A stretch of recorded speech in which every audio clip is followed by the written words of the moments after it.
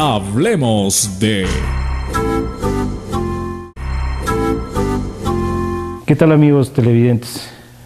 Bienvenidos a Hablemos de... Una nueva temporada iniciamos en este programa que se pudo interrumpirse por situaciones de salud. Tuvimos que abandonar un poco las cámaras, pero nuevamente reiniciamos con el mismo fervor y con el mismo entusiasmo.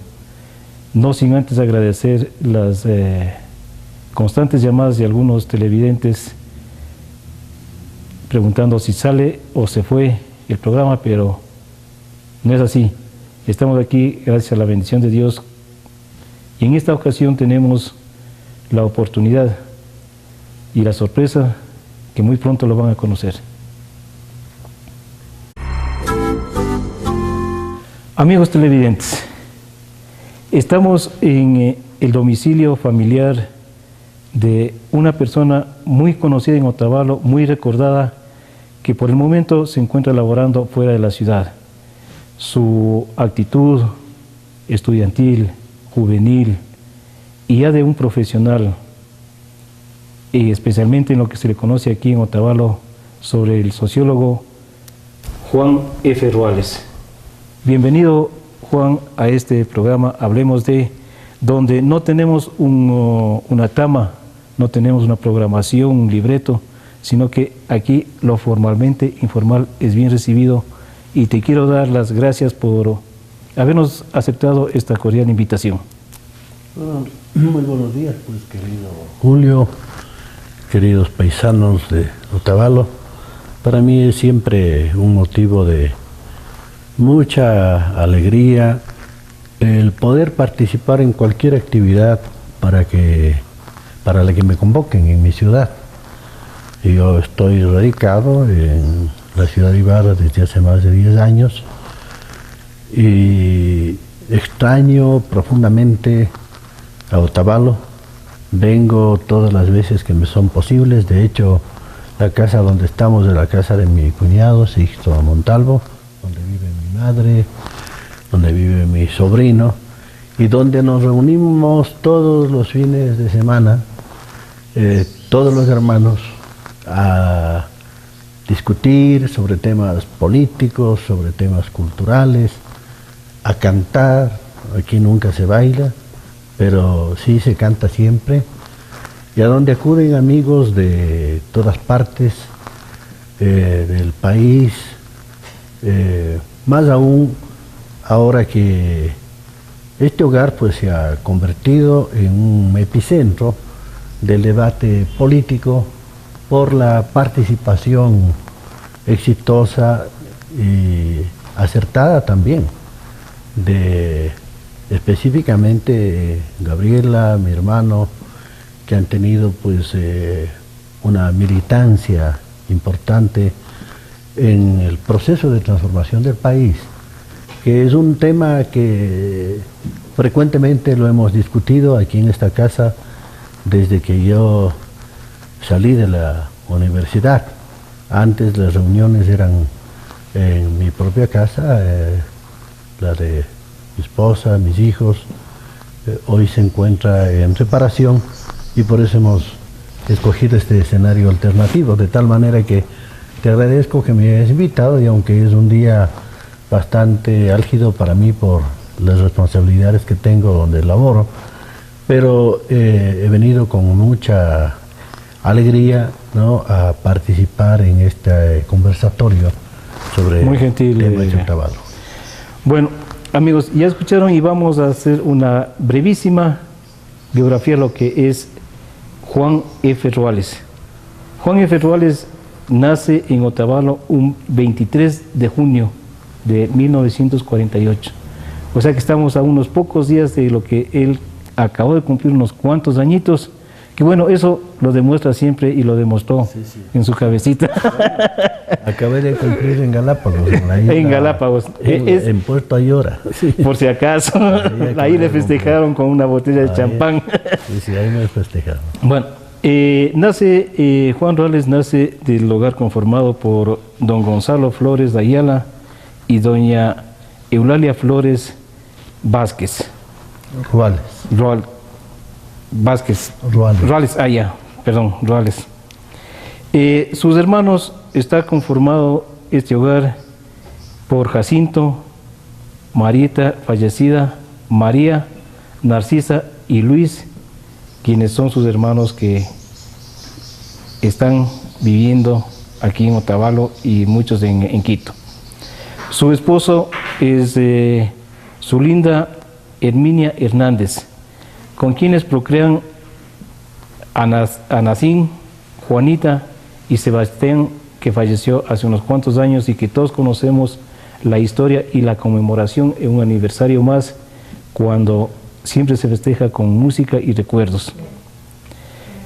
Sus estudios primarios los realizó en la Escuela Católica, en el Colegio Nacional Otavalo, y sus estudios superiores en la Escuela de Sociología y Ciencias Políticas de la Universidad Central. Esta es la brevísima biografía que tenemos de lo que es Juan F. Ruales. Y la pregunta de cajón, ¿quiénes, si recuerdas, Juan, quiénes fueron tus compañeros o cómo lo viviste en una escuela católica que te inició en la vida de la literatura? Bueno, yo tengo unos recuerdos maravillosos de la escuela. He contado en varias entrevistas sobre eso. No me puedo olvidar jamás, por ejemplo, de que mi profesor fue el señor Hinojosa. Creo que nadie debería olvidarse del profesor de primer grado, de aquel que precisamente nos abre las cortinas de la luz a través de la enseñanza del alfabeto, de la lectura y de la escritura, puesto que esta es la puerta por la que nuestra mente ingresa a lo universal, a un mundo distinto, a un mundo luminoso, maravilloso, que es el mundo que está contenido en las palabras. Entonces yo recuerdo mucho a ese profesor, siempre lo he mencionado en varios de mis escritos, y recuerdo de algunos compañeros que son inolvidables. Por ejemplo, Eduardo Yayo Salvador, con quien guardo una amistad hasta hoy. Con él nos hemos llevado desde el Jardín de Infantes. El Jardín de Infantes 31 de octubre, que funcionaba precisamente frente a la casa del señor Salvador, que falleció su padre. Aquí, en la calle Piedrahíta. En la calle Piedrahíta, ahí funcionaba. Y ahí tenía, yo también de profesor, no me puedo olvidar, al señor Proaño, no recuerdo el nombre, pero era uno de los hermanos Proaño, como profesor de música, la señorita Gloria Saona, ¿no? De los que puedo recordar. Y también las señoritas Muriel, había unas señoritas Muriel que eran mis profesoras, ahí en ese Jardín de Infantes. En primer grado, bueno, tuve aparte de él otros amigos inolvidables como Cachito Castro, ¿no? Que con Eduardo Salvador llegamos hasta el tercer curso del colegio. Y un personaje, ¿no? Anecdóticamente nomás te cuento, porque tiene que ver con lo que pasó en el año 1981, cuando fui por segunda vez director de las fiestas del amor, que era Jesús Fichamba. Jesús Fichamba era compañero mío en la escuela. En la escuela, no recuerdo hasta qué grado, pero sí recuerdo con exactitud que fue en primer grado al menos. Era de los muy poquitos indígenas que estudiaban. Que salían, ¿no? Claro. Que estudiaban en la escuela. En esa época había aquí en Otavalo muchísima discriminación racial, étnica. Y claro, era bastante extraño el ver a indígenas estudiando con bastante dificultad en las escuelas, y menos aún todavía en escuelas particulares donde había que pagar alguna pensión. Pero de ahí terminé la escuela esa con profesores muy importantes que influyeron mucho en mi vida. El señor Albornoz, creo que era Humberto Albornoz. Humberto Albornoz, que vivía en la línea en Copacabana. Exactamente, don Hipólito Jaramillo. También, San Sebastián. Don Hipólito Jaramillo, tengo algo que me parece que es importante en mi vida, que es el que me haya tomado en cuenta para participar en el coro de la escuela. Entonces yo participé en el coro Y probablemente allí surgieron mis orígenes musicales como compositor, ¿no? Yo canté como 2 años en ese coro y creo que para mí eso fue una experiencia privilegiada, maravillosa, aparte de que participé también en la banda de guerra. O sea que ahí comienza una historia que luego vamos a descubrir por qué Juan Ruales era el coro de la escuela católica donde madrugaba a cantar en misa, y ahora vamos a ver la actitud que tiene, porque el señor Jaramillo, o sea, era justamente el coro para cantar en... Claro, era para cantar en la iglesia. En la iglesia. En esa época estaba de párroco y no recuerdo si de director de la escuela también el sacerdote José Navarro Rosero. Gran recordar que sí, San Gabriel. De cuyo hermano yo logré ser amigo, porque fue uno de los grandes poetas de San Gabriel, recordado en San Gabriel, y obviamente de sus hijos, de los cuales hasta ahora tengo pues una muy entrañable amistad. Había también otro director, un sacerdote también de San Gabriel, de apellido Guevara, y nuestro recordado querido Vicente Gavilanes, ¿no? Que pasaron en calidad de directores y que los recuerdo con mucha nitidez, junto con profesores como don José Oña, el señor don Alfredito Dávila, que luego paradójicamente nos lo vimos a encontrar en Peñarrera mientras yo desempeñaba las funciones de profesor en un colegio al cual yo le puse nombre y fui su fundador en calidad de maestro de castellano y literatura por inspiración de Marco Benítez. Allá llegó en calidad recién de profesor fiscal Alfredo Dávila, porque él había sido profesor particular durante mucho tiempo, y para acogerse a los beneficios que significa ser profesor fiscal le mandaron para allá. Y allí entablamos una amistad muy estrecha, comíamos juntos en una misma casa, siempre él con su sonrisa a flor de labio. A flor de labios, por eso le llamaban el pura vida, ¿no es cierto? Porque él era de una alegría y de un entusiasmo de vivir extraordinario, de cuya amistad realmente yo me siento muy honrado, así como de las enseñanzas que debió haberme dejado mientras él fue, creo que mi profesor en tercer grado. Así terminé mi escuela, también era parte yo de la banda de guerra, tocaba la trompeta, la corneta, de tal manera que fueron unos años hermosos. Muy hermosos, con mucha actividad, en donde forjamos muchos amigos, en donde recuerdo que había con mucha frecuencia las llamadas horas sociales, donde también participamos en algunos sainetes, comedias o dramas que se hacían con relativa frecuencia, cosa que ha desaparecido hoy. Cae por completo, sí, indudablemente. En algunos sitios todavía existen, pero como... Especialmente en escuelas del sector rural es donde sí se dan estas actividades sociales. Pero esa educación era una educación humanista verdaderamente enriquecedora, porque salías aprendiendo una cantidad de cosas, de destrezas, aparte de los conocimientos básicos del castellano, matemáticas, geografía, historia, cívica, ¿no es cierto? Pero salías también aprendiendo otras cosas. Nos daban, dramatización.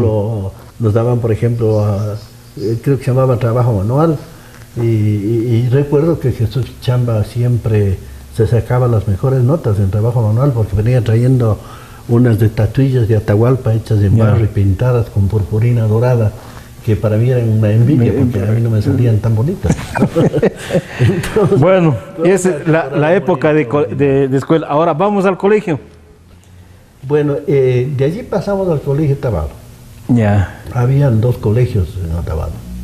El Vicente Solano, que era un colegio pequeño, religioso, regentado gracias al espíritu altruista de Víctor Alejandro Aramillo, que era realmente quien sostenía con sus emolumentos a los profesores. A unos les pagaba, a otros no. Las pensiones eran sumamente cómodas. Pero como todos conocemos, don Víctor Alejandro Aramillo era muy religioso, Y él quería pues darle a Otavalo la alternativa también de un colegio de carácter religioso. ¿No es cierto? Particular religioso. Entonces, ese colegio funcionaba en casas, no tenía para Un lugar nada fijo. ningún tipo de estructura física. de infraestructura, Infraestructura física. Ni remotamente básica siquiera, pero él era un mecenas, ¿no?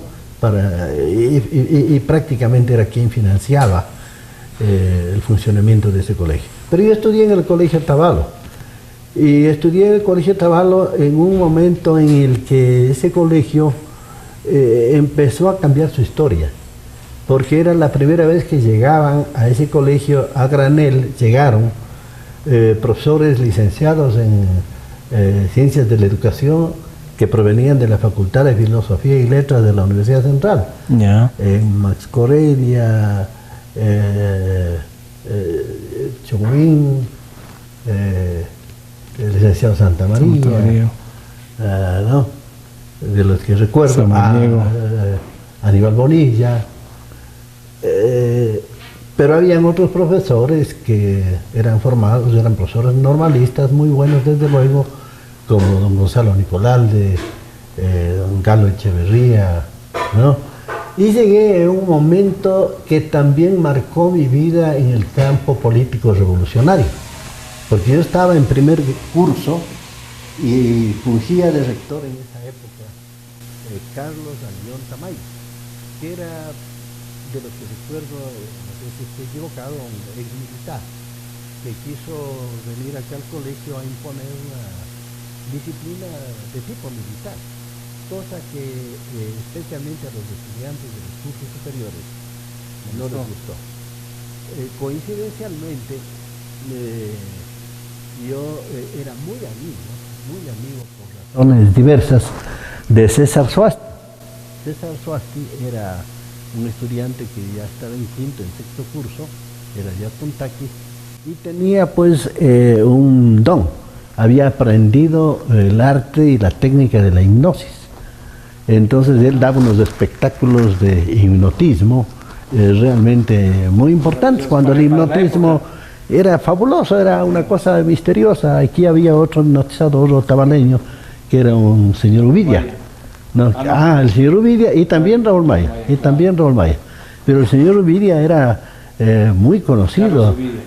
Carlos Uvidia se llamaba ya. Y él hacía unos espectáculos en Otavalo porque manejaba un carro vendado los ojos alrededor del parque sin chocarse. Entonces, imagínate, esas imágenes impactaron tanto en mí. Pero lo del César Suasti, a quien le volví a encontrar en un congreso en Puerto Viejo muchos años después, era que él era el presidente del Consejo Estudiantil y armó una huelga que duró una semana entera, de lunes a viernes, y claro, como era mi amigo, yo me metí a la huelga, ¿no? Yo no sabía absolutamente para nada de qué se trataba. Era la simple novelería del muchacho de 13 años que simplemente... a esa edad siempre se despierta la curiosidad, sí, la curiosidad. ¿Hasta dónde puedo llegar? Sí. Y como César era mi amigo, entonces él me metió. De tal manera que yo era el único estudiante de primer curso de esa edad que estaba participando en la huelga, pero no porque tenía yo conciencia de qué es lo que estaban reclamando. En definitiva, la huelga era para sacarle a Carlos Alión Tamayo, ¿no? Y claro, fueron unos 4 días que para mí significaron una escuela de solidaridad, de compañerismo, porque toda la ciudadanía otavaleña, los padres de familia, estuvieron muy pendientes de todos. Nunca comí tanto y tan rico como esos 4 días, porque todo el mundo llevaba pues comida para sus hijos, o gente que también estaba apoyando la huelga, llegaba golosinas, y claro, teníamos en abundancia pertrechos alimentarios para soportar la huelga. De ahí recuerdo una anécdota que se me ha quedado en la memoria, que es cuando, debe haber sido en el 4.º día, el papá de Lucho Mejía Montes de Oca, que era don Antonio, que era muy severo. Él no estaba de acuerdo con que Lucho esté dentro de la huelga. Entonces él vio la manera de entrarse por esos tapiales que habían muy altos y donde había vigilantes. Yo sabía estar ahí también acompañando a los vigilantes, sentado en la tapia. Vi que don Antonio Mejía se entró y de Chuyo Oreja le fue sacando a Lucho de la huelga. Al fin y al cabo... ¿Es mayor que tú? Claro, él es mayor que yo. Él pertenece a una generación anterior a la mía, pero nos hemos llevado con él por razones de vecindario prácticamente toda la vida, ¿no? Porque yo nací en la calle Atahualpa, después viví en Atahualpa y García Moreno, García Moreno, después en el Hotel París, o sea, siempre fuimos vecinos. Siempre en la Manzana. Siempre, y siempre el Teatro Apolo fue un centro de unión de todos los niños, los jóvenes, los adolescentes de las 4 calles que convergían ahí, porque en esa época se pasaban películas todos los días, y las películas más frecuentes eran las películas romanas que decíamos, y las mexicanas y las de los chuchitas. Entonces después de cada película nosotros hacíamos nuestros dramas imitando a los héroes del cine, y claro, los de la calle de Lucho Mejía no eran contra los de nuestra calle, ¿no es cierto? Frente a Lucho Mejía vivían unos parientes míos, Valdospinos, ¿no? Felipe Valdospinos, Marcelo Valdospinos, ellos, ya, exactamente. Entonces se terminó esa huelga prácticamente, creo que sin, no recuerdo bien, pero creo que no se logró el objetivo. Pero se creó ya el primer ambiente de rebeldía. De rebeldía. Sí. ¿Quiénes fueron tus compañeros en los primeros años de...? Prácticamente los mismos amigos de la escuela, de los que yo recuerdo. Pero ya no te olvides de que ese colegio fue un colegio mixto, primero. Entonces yo recuerdo de compañeros como el Cachito Castro, Yayo Salvador, ahí ya vinieron de otras escuelas, ¿no? De la José Martí y de la 10 de agosto, entonces vino Edgar Guerra, Rodrigo Orbe, ¿no es cierto? Luis Sotomayor, no recuerdo por el momento otras más, pero yo tenía mujeres como Adriana Jacome, mi prima Semia Flores, Rosalba Cisneros, Jimena León, ¿no? Ana Rosero, que era sobrina de José Nabor Rosero, ¿no? En mi paralelo, porque habían 2 paralelos. Un paralelo que era de los que éramos más pequeños y el otro paralelo que era solamente de varones, que era de los más grandecitos, pero relativamente contemporáneos. Con estos compañeros caminamos hasta prácticamente tercer curso, ¿no? Cuando se bifurcan las especializaciones. Y ahí en tu época comenzó la manera de... Se creó el ciclo básico y el ciclo diversificado. Había el ciclo básico y el ciclo diversificado. No era una sola que antes. No. Entonces, claro, ahí se bifurcaban los que seguían sociales, los que seguían físico-químicos, químico-biólogos. Químico-biólogos, ¿no? Habían, creo que, las 3 especializaciones. A los 12 años, ya en el colegio, tuve, por razones que recién explicaba también en una entrevista, coincidenciales simplemente, cayeron en mis manos 2 libros de poemas, de Amado Nervo, ambos. El uno se llamaba El Arquero Divino y el otro La Mar Inmóvil. Y yo me iba al lechero a leer esos libros, porque esos libros pertenecían a una tía mía ya fallecida que probablemente les regaló algún enamorado. Y ella les tenía pues bien guardados. Totalmente guardados. Entonces yo iba, cuando ella no estaba, y me sacaba los libros y para que no me trigue, porque yo estaba cometiendo un delito, iba a leer en el lechero. O sea, desde esa edad es ya lo que comienza tu historia. Exactamente, desde esa edad y también empiezo a escribir, porque me impactan tanto esos libros que me sentí obligado a escribir a mis amores platónicos, que son los que con los cuales uno empieza la vida de enamorado, la vida del amor. El romanticismo. El romanticismo total. Entonces siempre escribí mi primer poema aquí en la esquina, aquí nomás, en la esquina de la, yo no sé, Olmedo creo que se llama esa calle, que va al Molino de las Almas.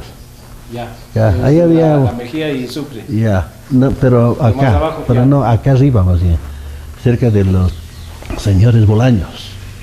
Por eso, o sea, la De Mejía es Bolaños y los Velastegui, ahí hay una esquina, Sí. por ahí, ese era un callejón muy pequeño, y por ahí pasaba un arroyo.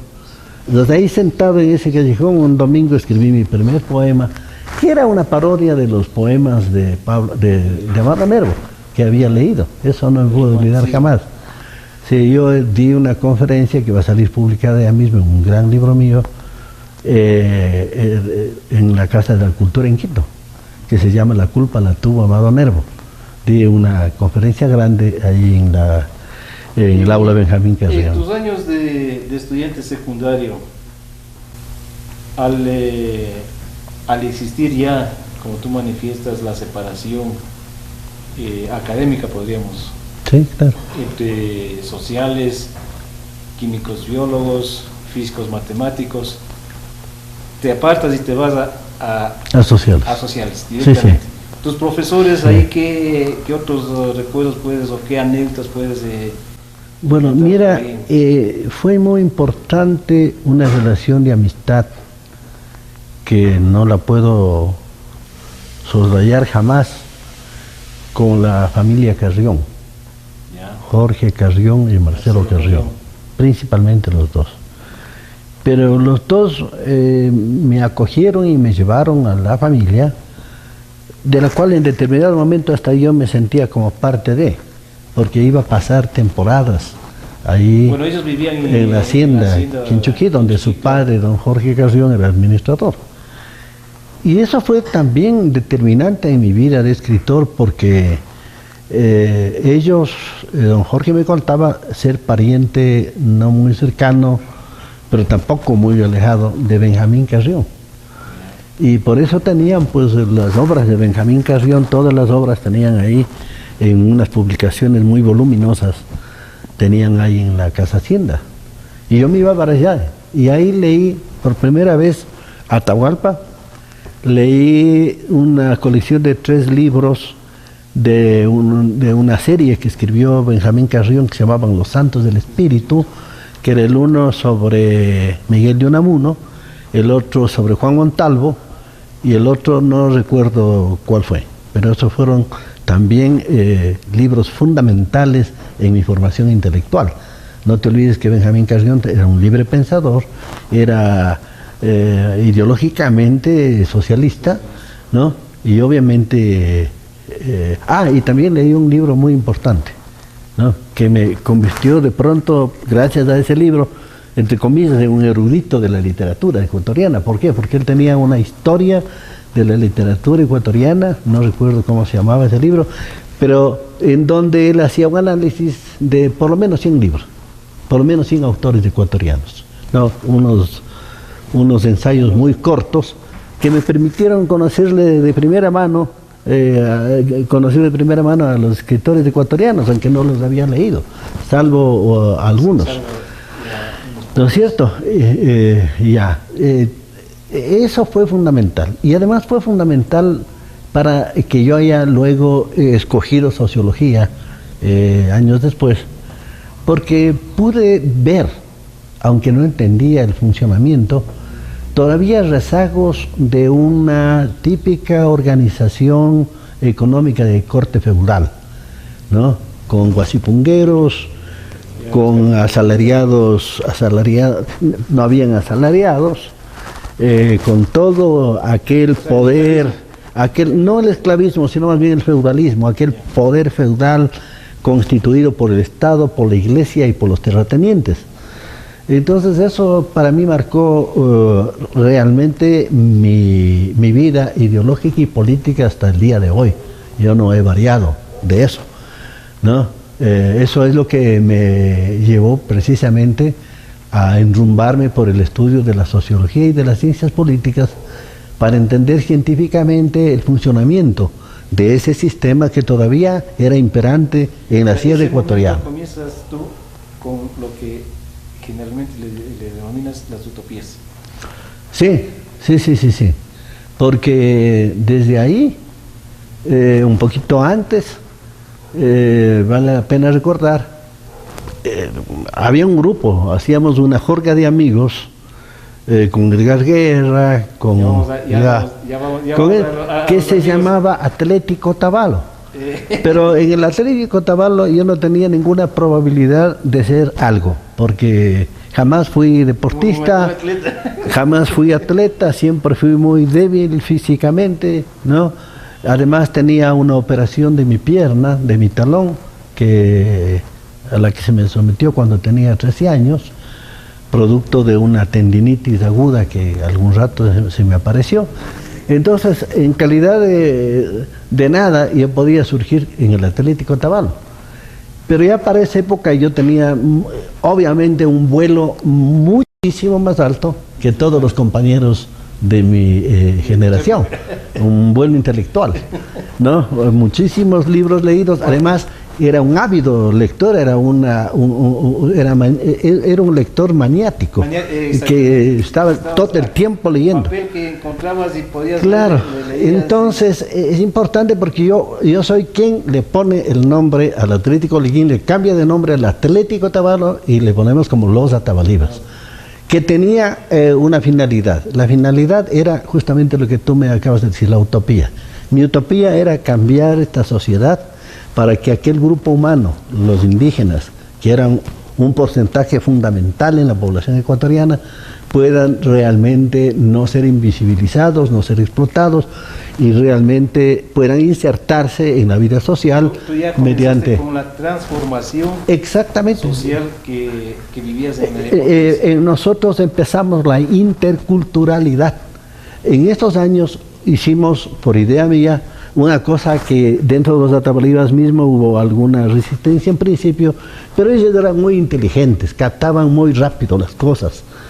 Pocos eran los que se resistían a mis ideas, ¿no? Y tenía yo unos aliados y amigos muy buenos, como Rodrigo Orbe, como Edgar Guerra, Paco Viñachi, por ejemplo, que captaban rápido mis cosas y me permitían que aquellas propuestas medias locas para esa época, insurgentes para esa época, sean adoptadas. Por ejemplo, había un campeonato, los Atabalibas fueron uno de los equipos de fútbol más importantes de Otavalo, de la historia de Otavalo y de la región inclusive. Entonces imagínate cómo, no sé si tú recuerdas que se hacían unos desfiles cuando iba a empezar el campeonato de fútbol en Otavalo, desfilando con las madrinas. A mí se me ocurre plantearle a una amiga mía, indígena, que estudiaba en el colegio de San Pablo del Lago, Adela Maigua, que vive en la avenida Pichincha hasta hoy, para que sea la madrina de los Atabalibas. Eso era realmente como una bofetada en todo el espíritu xenófobo y racista de la ciudad. Más aún porque no llevaba ramo de flores, sino un ramo de espigas de trigo, y más aún cuando en el momento de la elección de la reina de fútbol de ese año, sale elegida como la reina de fútbol ese año, Adela Maigua, la primera indígena que rompía los paradigmas, rompía los esquemas, rompía las estructuras ideales mentales de aquí de la ciudad. Juan, estamos hablando de tu época estudiantil, secundario. ¿Cuál es el fin? No llama, o podemos decirle el fin, o la trayectoria, mejor dicho, en esa época que tú nos estás contando, cómo se concentra y se forma lo que se llamó el Atlético Otavalo, que luego posteriormente, como tú lo manifestaste, nace la Atabaliba, y qué acciones pretende hacer. Bueno, el Atlético Otavalo yo no lo formé, eso lo formaron más bien estudiantes que provenían de la escuela 10 de agosto, de Guerra, Lucho Sotomayor, Rodrigo Orbe, que era de la José Martí, los que eran aficionados al fútbol. Era un equipo de fútbol, al deporte. Ahí, y simplemente por por inercia, digamos, ¿no? Porque como yo era compañero de ellos, les acompañaba, ¿no? A ver cómo entrenan, a ver cómo juegan. Pero ahí apenas yo servía, creo que ni de eso siquiera de limonero, ¿no es cierto? De pasabolas. Pues no tenía ahí absolutamente ninguna oportunidad. Más aún, en algún campeonato que hubo, ¿no? Habremos tenido unos 13 años. Para no hacerme sentir mal, supongo, me hicieron comprar el uniforme. Compré el uniforme y también compré los zapatos pichurcas, pero nunca me hicieron jugar, porque hubiera sido realmente un fracaso. Y ustedes están viendo que el libreto nunca lo tenemos, es siempre abierto, lo informalmente informal, es aquí en Hablemos de unos 5 minutos y volvemos con ustedes. En Otavalo, El Ejecutivo, lo mejor en ropa formal para damas, caballeros y niños. La elegancia y el buen gusto en El Ejecutivo. Camisas de marca Rex, Manhattan, John Henry, Van Shoes, El, Dino Roll. Pantalones de casimir y gabardina, corbatas con una variedad y gama de colores, calzado casual incómodo, ternos, abrigos y trajes formales, elaborados a su medida y en telas importadas. El Ejecutivo, en la calle Roca y Colón esquina. Visítenos. Las mejores series de lunes a viernes. Lunes. Liga de la Justicia. Martes.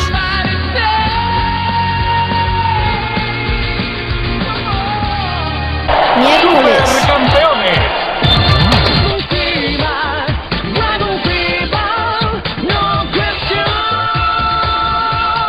Jueves. A la orden. Viernes. Solo por Sarance Visión, tu canal. ¡Y vamos! ¡Vamos al grill de Willy! ¡Qué rico! Vamos a saborear. ¡Saborealo! Vamos al grill de Willy. ¡Sabor! Vamos a degustar. ¡Ven, disfruta! Vamos al grill de Willy. ¡La mejor parrilla! Vamos a saborear. ¡Qué delicia! Vamos al grill de Willy. Oye, me chupo los dedos. A disfrutar. Las ricas carnes al carbón encontrarás. Una delicia de muy buena calidad. Pinchos, chuletas, lomos, caldos de gallina. Los yaguas locos, lamen, entrada y costillas. Empanizadas lo mejor encontrarás. Estamos ubicados en Otavalo, Panamericana Norte, 31 de octubre, diagonal al Banco Internacional. Pedidos y reservaciones al 2928-067, 0984-691947. Don Willy espera por ti. Vamos al grill de Willy. En familia disfrutar. ¡Saborealo! Gracias amigos por la espera y escuchar nuestros comerciales. Ustedes están viendo, amigos, de la sinceridad de la personalidad de Juan Ruales.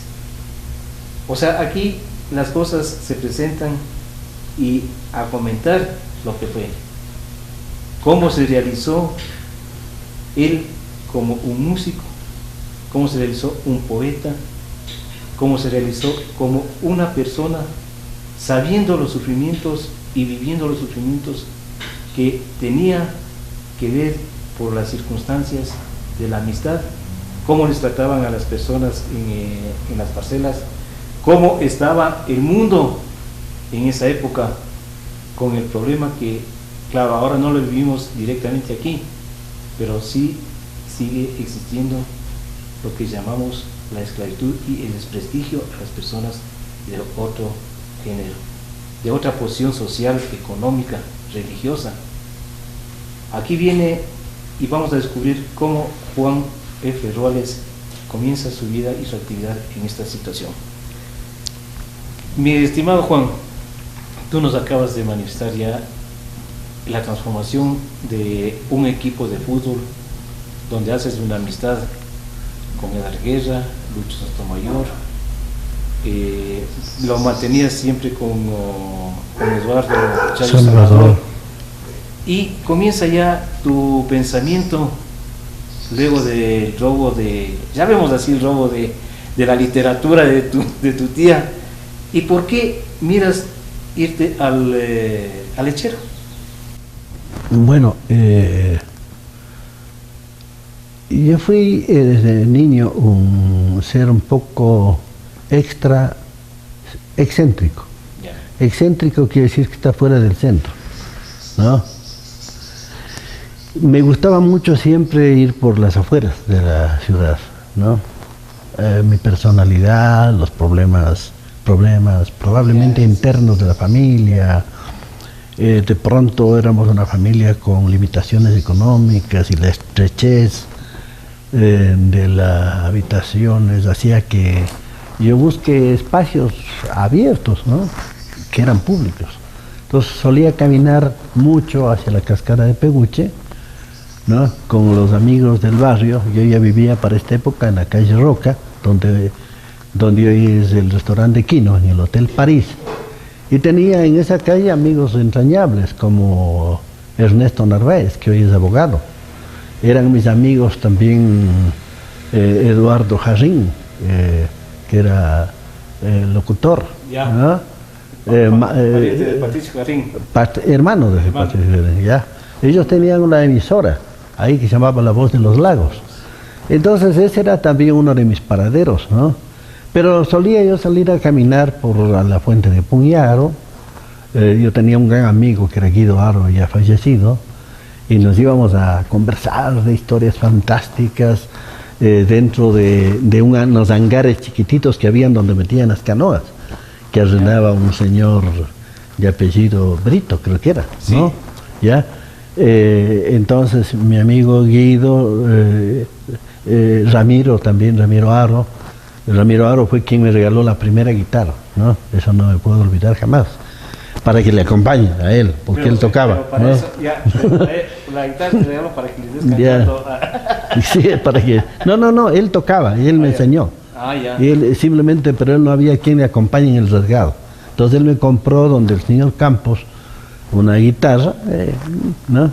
Y me enseñó las poses básicas que hasta hoy sé, y con las que he compuesto más de 120 canciones.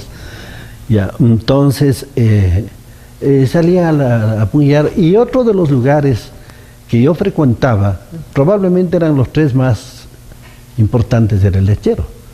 Y el lechero, obviamente, por toda su magnificencia, tener ahí al frente al Taitimbaúda, abajo la laguna, y la propia magia que tiene el lechero para mí me convocaba de una manera telúrica que no me puedo explicar, y que después vale la pena que te cuente dos anécdotas importantes. El lechero me salvó la vida el 21 de junio de 1972, cuando Velasco Ibarra se declaró dictador y yo fui perseguido y me tocó permanecer oculto más de un año, ¿no? Y luego yo le salvé la vida al lechero, cuando se iba a construir ahí células Power, las antenas. Yo fui quien levantó al pueblo de Otavalo para pagar la deuda que tenía yo con el lechero, porque el lechero me salvó la vida a mí esa noche, cuando fui perseguido por paracaidistas hacia la montaña, y yo conocía por estas andanzas esa loma como la palma de mi mano, y sabía que si logro llegar al lechero estoy salvado. Y logré salvar mi vida. El lechero me salvó mi vida, y después yo le recompensé y no me arrepiento, salvo porque veo que ahora están haciendo disparates y tonterías, no sé qué institución, ¿no? Y no comprenden que el lechero no es el árbol, el lechero es todo el complejo, toda esa atalaya que es probablemente la más grande que tiene el país, ¿no? En cuanto a dimensión. Entonces me acostumbré a viajar al lechero con mucha frecuencia, a escribir y a leer, a dormir. Yo he pernoctado muchas noches solo, o con compañeros o con amigos ahí. Probablemente debo ser el mestizo otavaleño que más veces ha subido al lechero, porque hasta hoy yo sigo subiendo al lechero por lo menos una vez al mes, ¿no? Por lo menos una vez al mes. Y a ver, uno de esos corazoncitos que dejó también, luego nos va a contar Juan, cuál es el corazón que también logró enamorar ahí en lechero. Bueno, no solo uno, a muchos. Pero uno de los primeros. Ya, Bueno, a muchos, ya no recuerdo cuál ha sido el primero, pero a muchos, ¿no? A muchos.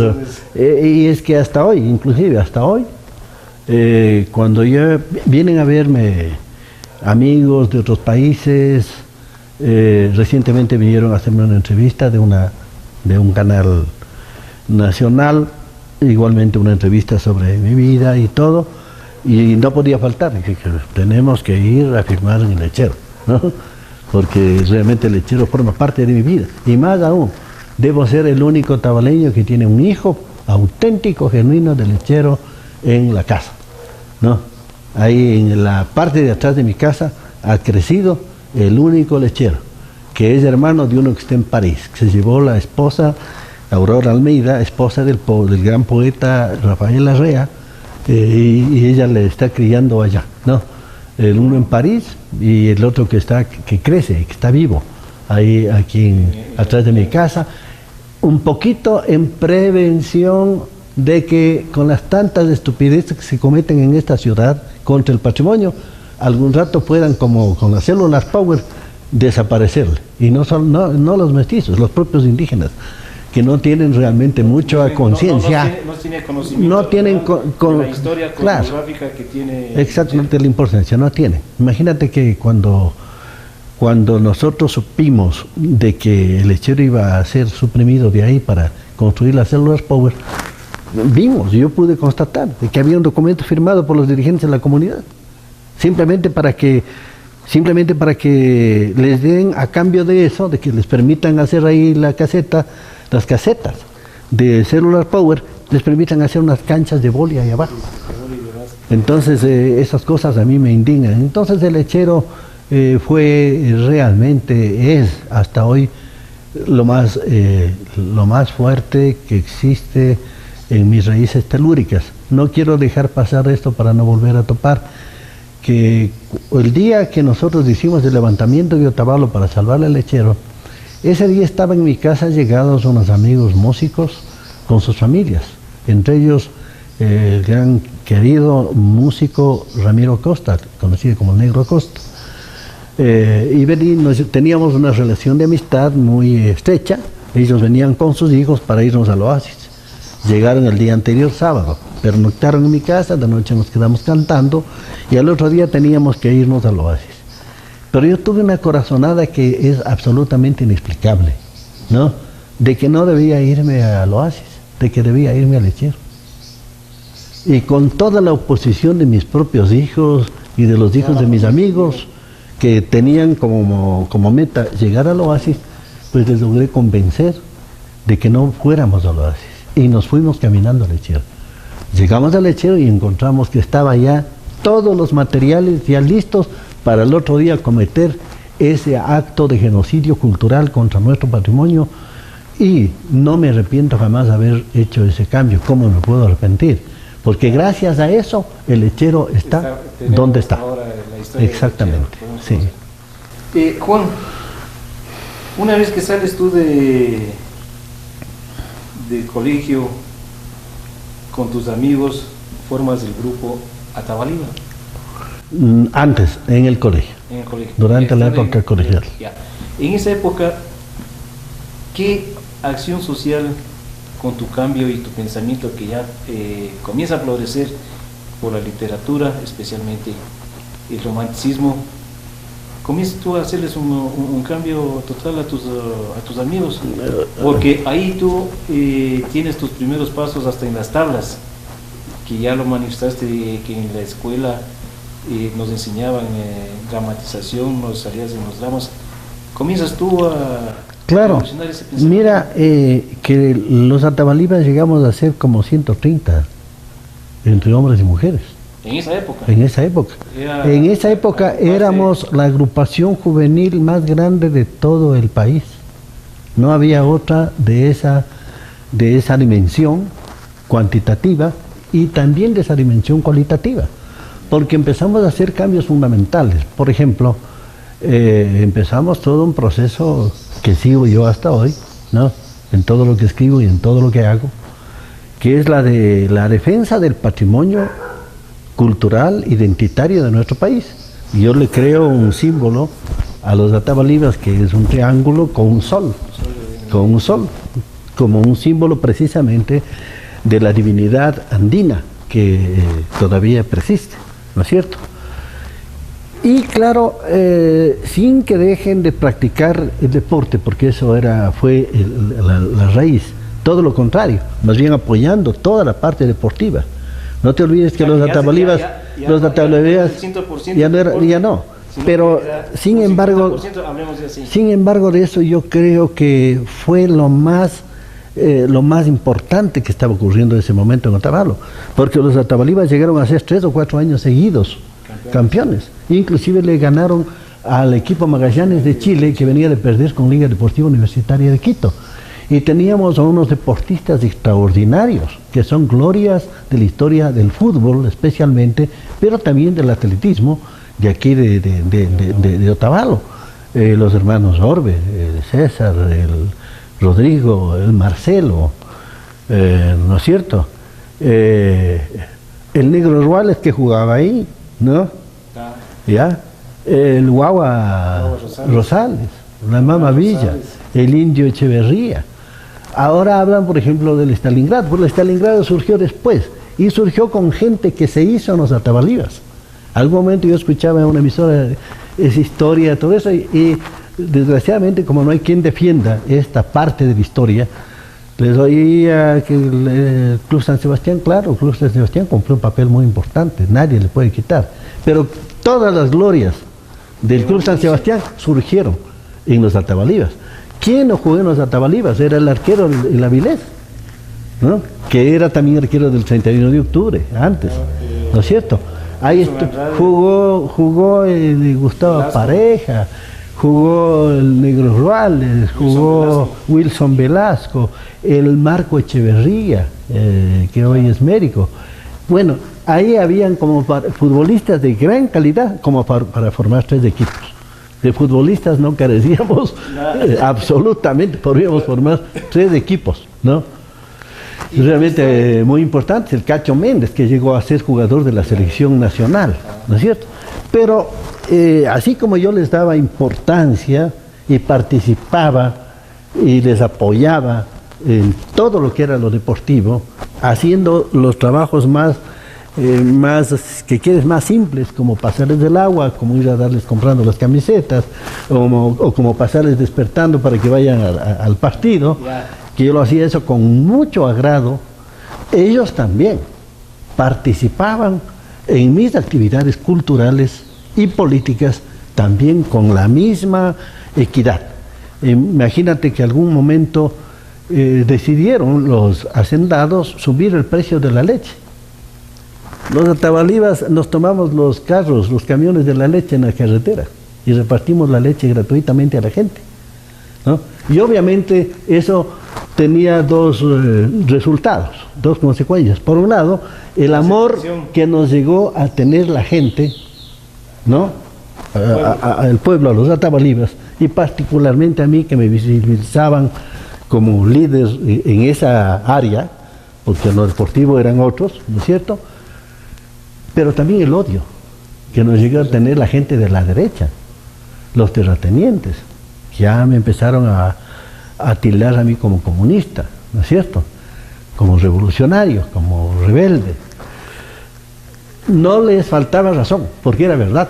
Sí, entonces era eso, y la gente empezaba a ir a mi casa donde yo vivía, a contarme sus problemas. Y claro, antes de ir a perder el tiempo en el municipio, primero venían donde mí, porque a veces iban donde el municipio, no tenían respuesta, venían después donde mí, y hacíamos un gran lío en el municipio y les atendían. Entonces la gente aprendió que más bien a obviarse ese paso y de una vez ir con los atabalibas. Entonces estábamos 100 atabalibas ahí en el municipio y realmente no había poder que nos haga retroceder. Éramos rebeldes con causas muy nobles, muy justas, que me obligaban al mismo tiempo a seguir leyendo y leyendo y estudiando, porque la respuesta de la realidad y de la gente era cada vez tan grande que mi poco entendimiento no abastecía la comprensión de las cosas. Eso me llevó pues a hacer lecturas infinitas de un montón de libros, hasta llegar al marxismo por mis propios pies. Nadie me dijo, mira, métete a esta agrupación, métete a este grupo, métete a este partido. Yo llegué al marxismo a través de los libros de Manuel Agustín Aguirre, de un libro de Adolfo Sánchez Vázquez, que es un filósofo español mexicano, de los 7 tratados de José Carlos Mariátegui. Empecé a leer ya algo de Carlos Marx, cosas pequeñas, porque los libros de él son demasiado complicados, son altamente técnicos, científicos, de matemáticas, económicas, ¿no? Pero empecé a leer, bueno, pero también al mismo tiempo yo leía a Gandhi, leía a poetas como Rabindranath Tagore, leía a novelistas como José María Arguedas, leía a Ciro Alegría, leía a José Revueltas, leía a Walt Whitman. Bueno, mis lecturas eran pero vastas, en el afán mío de entender y de darle un sentido a ese proceso espontáneo que surgió aquí y que, como te decía, trajo como consecuencia, por un lado, una aprobación de parte del pueblo, de la gente que nos vio como sus justicieros, pero por otro lado, mal visto, ¿no? Mal visto por la policía, mal visto por el gobernador. Yo ya estuve fichado a los 17 años, ya fui metido preso a la cárcel donde luego en 1980 creé la Peña del Amor, ¿no? Yo estuve preso ahí, estuve preso ya por un día, ¿no? Porque era menor de edad, pero ahí me metieron porque me encontraron pintando paredes, las paredes del municipio precisamente. Entonces, claro, y eso fue así, ¿no? Te quiero mencionar una anécdota importante. Nosotros fuimos pioneros, eso es parte de la historia de Otavalo, un grupo anterior, de la generación anterior, ¿no? Que era el grupo conformado por Álvaro San Félix, por Plutarco Cisneros, Marcelo Baldos Pinos, Lucho Mejía, Edwin Rivadeneira y otros más, Augusto Chicaiza, que ellos eran mayores que nosotros y que dejaron una impronta importante también. A eso mismo porque referirme, porque cuando tú estás en el colegio, de las personas que acabas de mencionar, también ya tenían un sentido socialista. Sí, sí. O sea, aquí lamentablemente el socialismo y el comunismo, o sea, se les pone como primo hermanos o como hermanos. Sí, es verdad. El uno mayor, el otro menor. Y comenzó ya ese grupo a hacerse sentir también. Sí, era gente de izquierda. Gente de izquierda especialmente.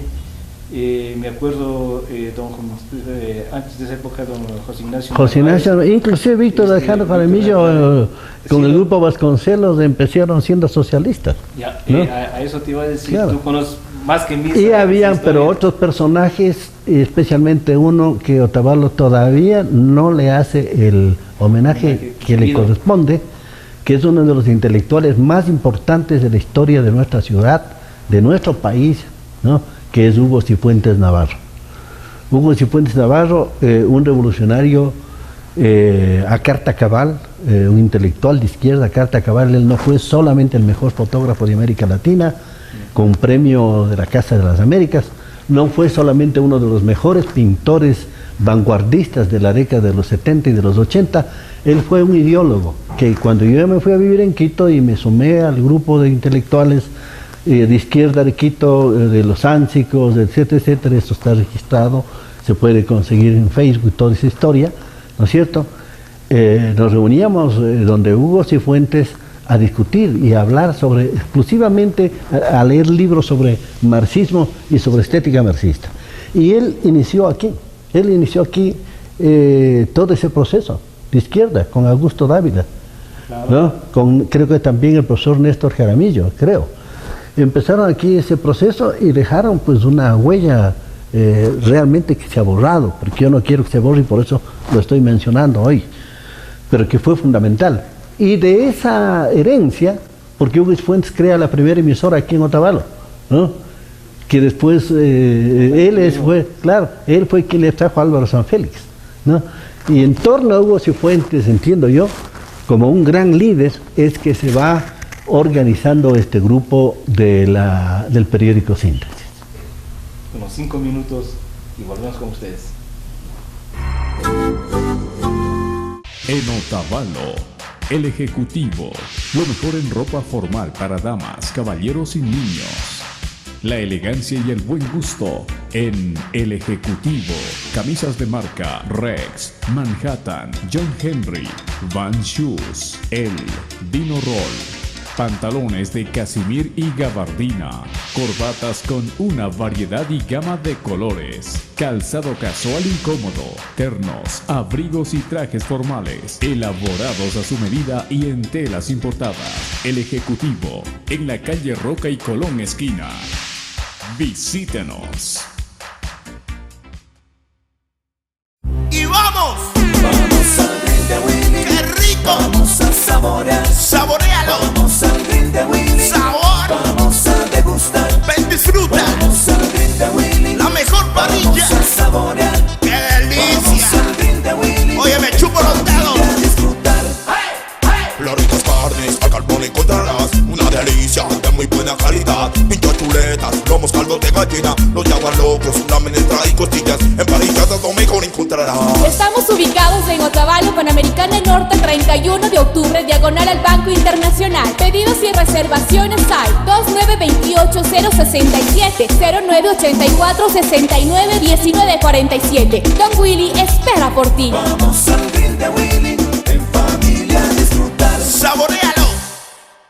Otavalo ya cuenta con lo mejor en televisión mundial por cable, cine, noticias, deportes, cultura, música, ciencias y programación infantil.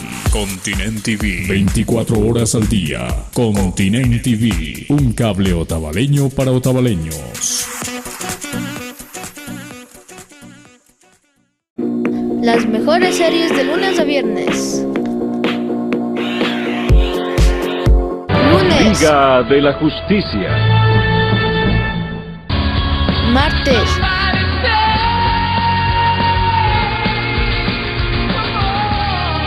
miércoles, Supercampeones.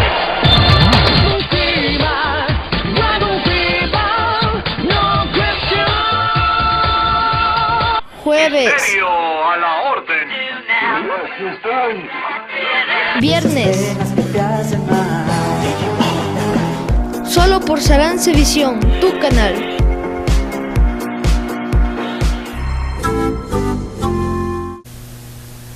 Amigos, como les había manifestado, es interesante hablar con Juan F. Ruales, porque tiene una cantidad de anécdotas, una cantidad de vivencias que tal vez se han encontrado escondidas, y por eso, como lo manifestó, hay algunos medios de comunicación como el nuestro que estamos interesados en conocer lo que es la gente que tiene historia en Otavalo. Lo que estamos tratando de hacer es dar a conocer a ustedes todas estas vivencias y cómo llegan la gente, las personalidades a formarse y a desempeñar cargos y ser un hombre público. Es esto lo que estamos haciendo con Juan Ruales. Juan, tú nos, como siempre digo, o sea, aquí no tenemos un libreto formado, nos salimos, regresamos y volvemos. Ya en el colegio, en tu etapa estudiantil, tú también con el grupo ya conformado acá arriba, comienzan a hacer teatro en Otavalo. Con Álvaro San Félix, comienzas tú a hacer un poco de radio. Coméntanos de esa... Bueno, mi vinculación con la radio fue cuando era niño, en la radio La Voz de los Lagos. Habían unos programas dominicales y don Modesto Jarrín Barba nos daba unos helados de Comi Bebe que compraba en el bar El Rosado del señor Araujo. Entonces, por los helados íbamos a hacer nosotros una dramatización pequeña, a decir una canción infantil, un poema infantil, por interés del helado. Ahí empezó mi vinculación, así muy esporádica, ¿no? Y muy superficial con la radio. El teatro lo empezó Álvaro San Félix propiamente, ¿no? Con la gente de su generación. Ahí participaba, entre otros, Jorge Escobar, mi tío Humberto Flores, doña Nieves Rodríguez y otras personas más. Mi tía también, Mariana Ruales, fallecida, era muy aficionada a eso. Mi vinculación con el teatro empieza en 1969 o 70, 69 creo, cuando llega acá a Otavalo Jorge Vivanco, traído por el municipio de Otavalo, o creo que en 1900, sí, por esos años. Ahí montamos algunas obras de teatro, entre ellas una de Álvaro Sanz Félix que se llamaba Los Hijos del Maíz, y donde participaban gente como Luis Salazar, de los que recuerdo, su primo que creo que era Darío Buitrón, Jorge Donoso, Gustavo Pareja, Beatriz Andrade, Azucena Hernández. Bueno, éramos como unas 30 personas, Narji Pinto, ¿no? de los que más recuerdo. También Núñez, Jaime Núñez y algunas personas más. Logramos montar algunas obras de teatro. Una, Los Hijos de Maíz, de Álvaro Sanz Félix, que fue presentada en un Festival Nacional de Teatro en el año más o menos 1971 en el Teatro Sucre. Montamos La Casa del Que Dirán, del autor dramaturgo guayaquileño José Martínez Queirolo. Montaron una obra mía, ¿no? Una obra mía de carácter infantil, con motivo navideño. Y claro, fue creo que por primera vez una etapa de teatro semiprofesional, entre comillas, que hubo aquí en Otavalo, porque todo ese grupo se mantuvo a lo largo de 3, 4 años en la realización de montajes de obras teatrales. Y ahí terminó. Yo seguí vinculado hasta hoy muy estrechamente con Jorge Vivanco en Quito.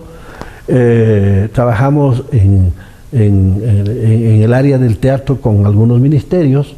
En la época de Jaime Roldós estaba el ministro Mancero, ministro de Bienestar Social, creo, y montamos una experiencia muy interesante a nivel nacional para crear grupos de teatro en todo el país. Ahí montamos nosotros, ahí se montaron varias obras mías, unas 2 obras mías, con un grupo de aficionados, ¿no? Luego mi vinculación con el teatro ha sido más bien a nivel de escribir obras que he entregado a directores de teatro. He escrito unas 3, 4 obras que se han montado, obras escritas además a pedido. Una de las experiencias más interesantes fue la llamada Cantata Otavalo, que se hizo, no sé si te acuerdas, algunos años en el Pretil, pero que tiene una anécdota muy interesante, porque Juan Carlos Velasco, que era quien estaba negociando eso, quien estaba organizando eso, me había dicho unos 15 días antes que escriba el texto de la cantata. Yo le dije que sí, pero después me dijo que no había logrado conseguir los fondos, entonces no lo hice. Total que 3 días antes me llama y me dice que sí ha conseguido los fondos. Entonces ese texto yo lo escribí en 2 noches prácticamente, ¿no? Un texto que tiene 98 páginas.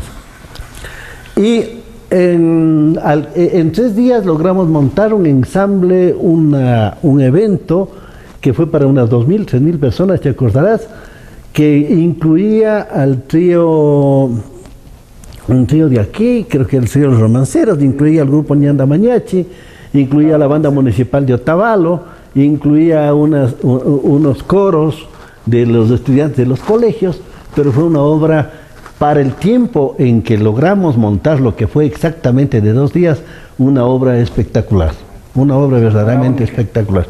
Sí, faraónica, un trabajo faraónico, sí. Juan, tú estando ya ahí, y una cosa que ya diste como preámbulo, porque te preguntaba tu relación con el lechero, cuéntanos cómo fue esa persecución y que el lechero te salvó la vida a ti. Ya. Dijiste indudablemente, ¿por qué se produce ese bueno, eran años en donde empezaba a fraguarse recién, ¿no? Las brasas tenebrosas del neoliberalismo. empezaba en los años 70, y yo ya me había afiliado a un partido de ultraizquierda clandestino. Mis compañeros de aquí nadie lo sabía, ellos creían que todavía vivíamos esa vida romántica y todo. Tenía algunos amigos como Marco Chicaiza, Edgar Guerra, todos ellos, ¿no? Pero ellos vivían ese romanticismo local, pero yo ya estaba involucrado en un asunto a nivel nacional. Yo me relacioné con toda la intelectualidad de izquierda de Quito, a través primero de Augusto Parra, ¿no? Hacíamos reuniones en la casa de la esposa del poeta Jorge Enrique Adum, Magdalena Jaramillo, y luego me vinculé a una parte del grupo Los Sáncicos. Cuando yo subí a Quito, el grupo Los Sáncicos se partió. Por un lado se fue el grupo de la Bufanda del Sol con Raúl Pérez Torres, Ardón Unidia, a la Universidad Central, y por otro lado nos quedamos el que se llamaba Frente Cultural, en donde estaba Augusto Cifuentes y yo como los únicos otavareños. Él el mayor y yo el menor de esa agrupación. Y ahí estaban poetas como Rafael Arrea, como Juan Andrade Heyman, Rocío Madriñán, Alfonso Murriagui, Guillermo Muriel, bueno, lo más granado y lo más avanzado de la intelectualidad izquierda del país. Entonces yo tenía ya esa vinculación y yo ya estaba fichado, como te decía, por asuntos locales. Inclusive fui tomado preso un sábado y encarcelado en la comisaría que quedaba en la calle Sucre, creo que es. Donde es la casa del señor Chimuelito, ¿no es cierto? González. ¿Ya? Exactamente, ahí era la cárcel, ¿no? Ahí había unas celdas, no era una cárcel, eran unas celdas. Me detuvieron ya para llevarme a Quito. Ahí se pudo ver el poder, primero de la amistad, del cariño, del afecto de mis amigos atabalibas. Yo logré filtrar un papel a unas señoras del mercado, indicando que había sido tomado preso sin que nadie sepa. Inmediatamente ella fue a dejar donde mi tía Rita Vázquez ese papel. Ese papel se entregó a alguien de los atabalibas y a las 11 de la mañana ya teníamos unas 500 personas de afuera, buscándole al comisario, que era el señor Beltrán, Humberto Beltrán, quien se vio obligado a sacarme mientras que detenían a los patrulleros que me iban a llevar a Quito, los atabalibas. Me sacaron, me liberaron de ahí, ya. Y eso debe haber sido aproximadamente por el mes de mayo. En el mes de junio, concretamente el 22 de junio, sí, el 22 de junio, pero yo ya andaba con guardaespaldas atabalibas. El indio Echeverría, ¿no? Era uno de los que siempre estaba atrás mío, Hugo Villa y otros amigos, ¿no? Rodrigo Orbe, que ha sido hasta hoy un amigo muy leal, muy fiel, Paco Viñach igual, siempre me andaban cuidando porque ya pesaba sobre mí una orden de captura. Entonces, ese 22 de junio era un sábado, era 21 de junio, no sabría que cotejarlo con la historia.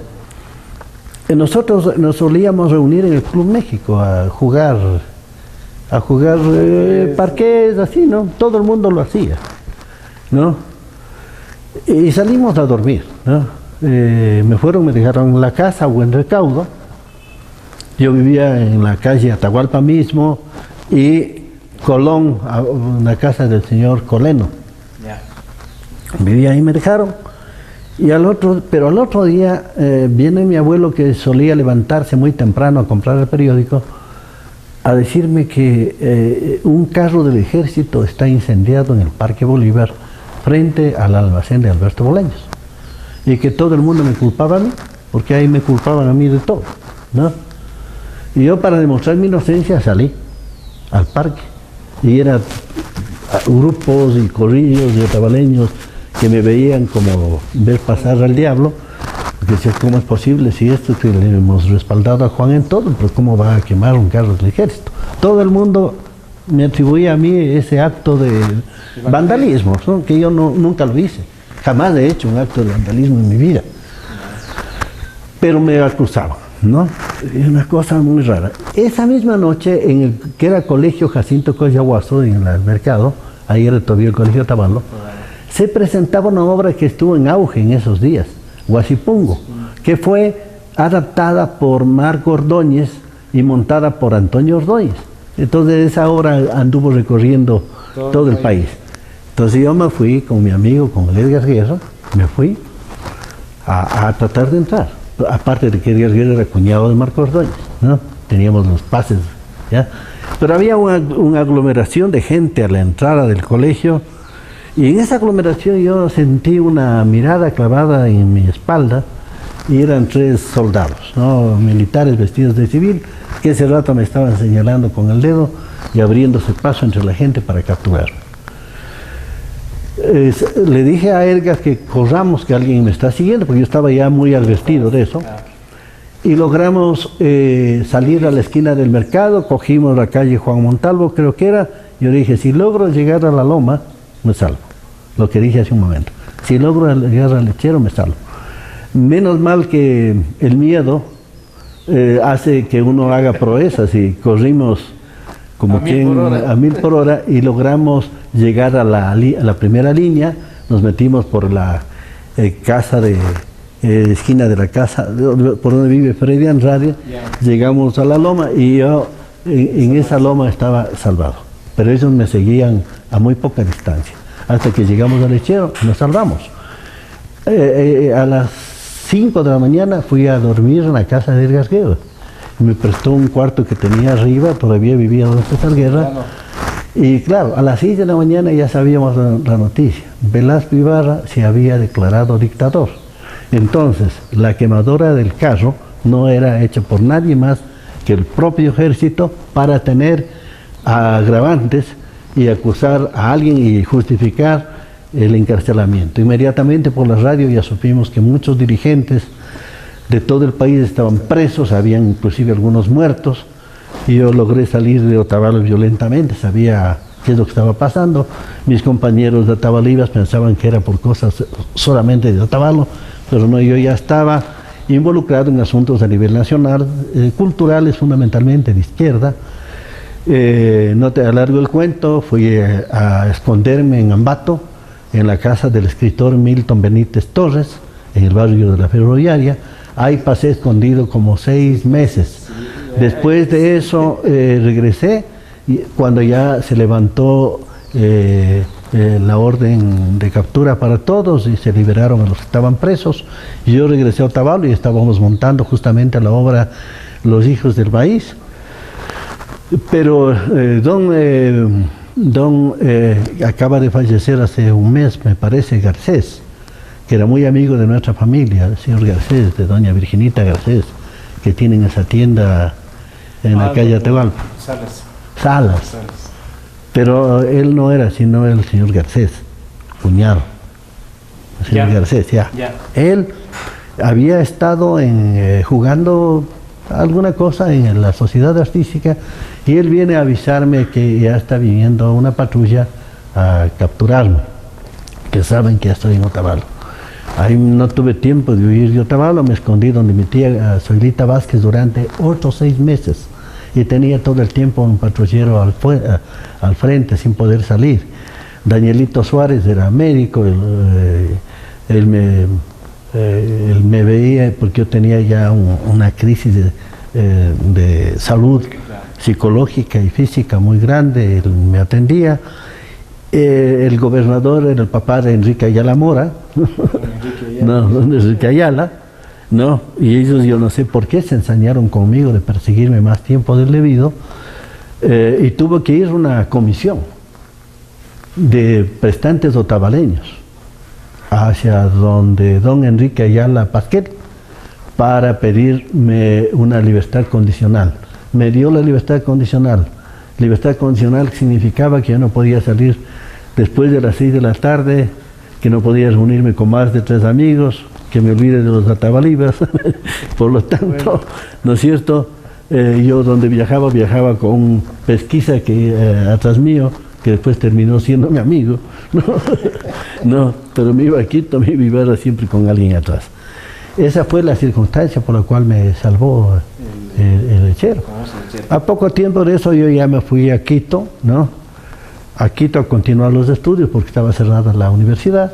Se cerró, justamente Velasco Ibarra la cerró.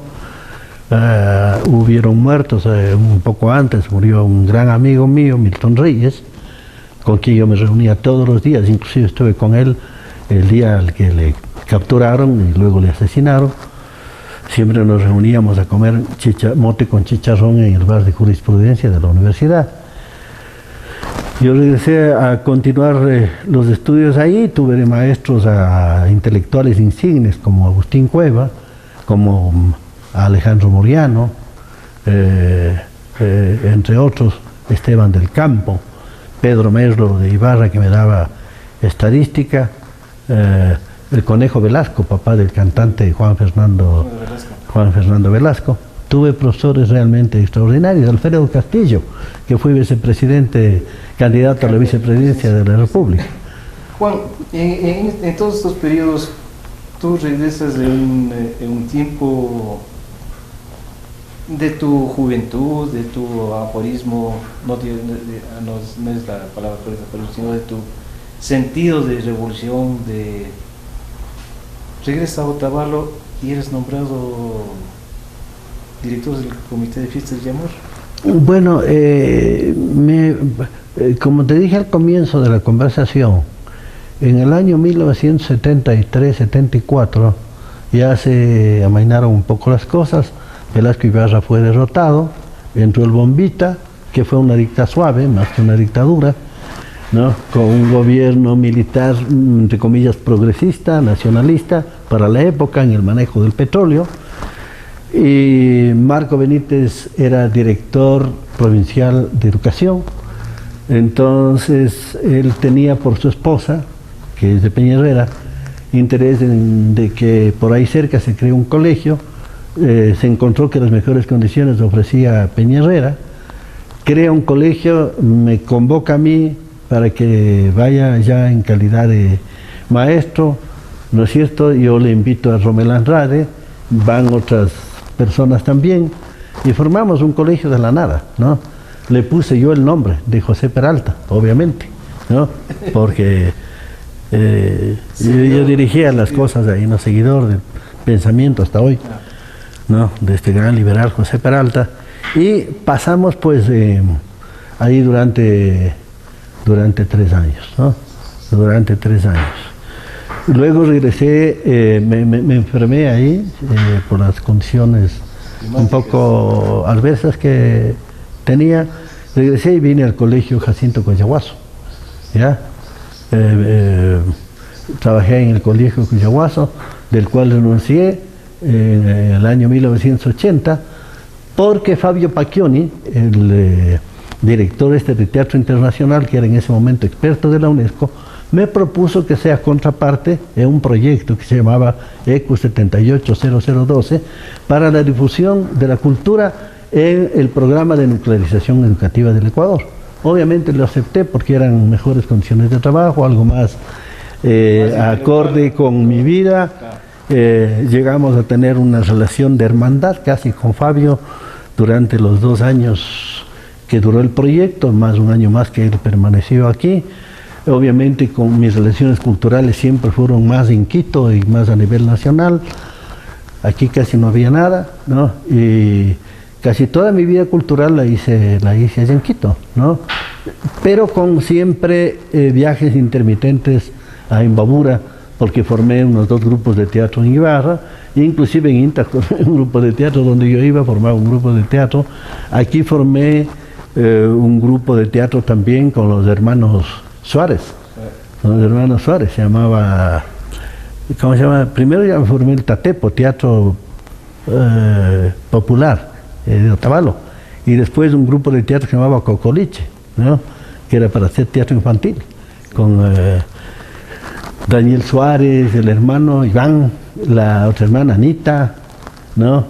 La que hoy es esposa de Iván, y otras personas más. Entonces siempre nunca abandoné Otavalo, aunque mi vida cultural hasta hoy sigue siendo, obviamente, por su dinámica, la capital. Y aunque ahora, obviamente, mi trabajo se radica fundamentalmente en la ciudad de Ibarra. O sea, regrese ahí y te nombran en el año 82, 80. Ah, ya, de amor, sí.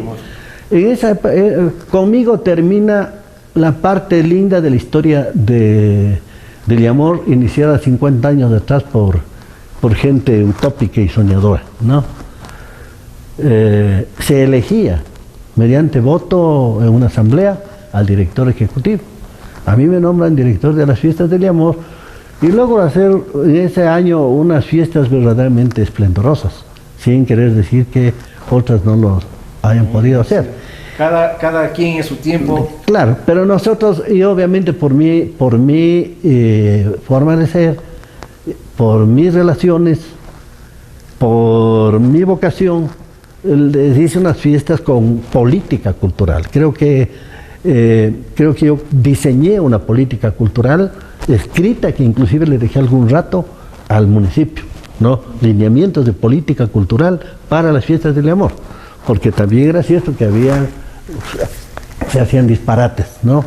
Creo que en ese año tú también me colaboraste, me colaboró un montón de gente, ahí me colaboró Ramiro Velasco como subdirector, a quien encargué toda la parte protocolaria, porque a mí eso no me gustaba, y yo pude dedicarme a crear la Peña del Amor, ¿no? La Peña del Amor se convirtió en la peña más importante probablemente de América Latina durante esa época, por la cantidad de gente que trajimos acá. Trajimos los duros de Perú, trajimos Altiplano de Chile, trajimos Sabia Nueva de Bolivia, trajimos Cantar Latino de Colombia, y obviamente por ahí pasaron y recién haciéndose Jatari, Pueblo Nuevo, los corazas que estaban todavía existiendo, que todavía existían, para la estudiantina Quito, y pues bueno, y no se diga los grupos ya aquí, Ñandamayachi, Peguche, los Incataqui, etcétera, etcétera. Ya, todos ellos, ¿no? Todos ellos, ¿no? Grupo, inclusive vino un grupo de México que estaba de coincidencia pasando por mi casa, simplemente por visitarme. Como incidió ahí, les hice tocar. Pero te acordarás, fueron 10 días de peña totalmente exitosos. Esa peña la construimos con Edgar Ruiz. Claro. Edgar Ruiz, con quien hice yo una negociación muy sui generis. Como yo no sabía cómo iba a ir esa peña, porque era un experimento que a mí me iba a servir solamente para refugiarme y no asistir a los actos protocolarios, le dije al Edgar Ruiz: Edgar, te dejo eso, si nos va bien, todo lo que entre es para vos. Si nos va mal, no me pidas nada, no soy culpable. Pero le fue muy bien al Edgar y me alegro bastante porque con él, ¿no? Mi familia, mis hijos, algunos amigos, pusimos de palo en palo esa pasarela, nos prestaron los pingos, nos prestó Jacinto Andrade, ¿no? Y esa peña que fue tan linda, histórica, porque duró más de 10 años, ¿te acordarás? ¿No? Sirvió a muchas instituciones para que saquen fondos, ¿no? Para sus paseos, etcétera, etcétera. Fue realmente un hito que dejó una huella muy importante en la historia cultural de Otavalo. En esta cultura, ¿por qué te inspiró a escribir la canción de Rosita Párez? Bueno, esa era como producto de mi militancia, ¿no? Yo era militante de un partido de izquierda, de aquí del Ecuador, clandestino. Llegaba yo, vivía casi en la casa del gran poeta Rafael Larrea, Insuasti, al pie de Lichimbía, ¿no? Y en esos años murió pues esta maestra combatiente de izquierda, también militante del partido, en las calles de Guayaquil, asesinada por los militares en una manifestación.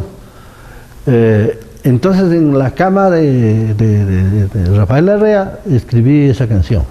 En esa época teníamos en la universidad, habían algunos grupos importantes en Quito, de ellos 3, Pueblo Nuevo, Jatari y Noviembre 15.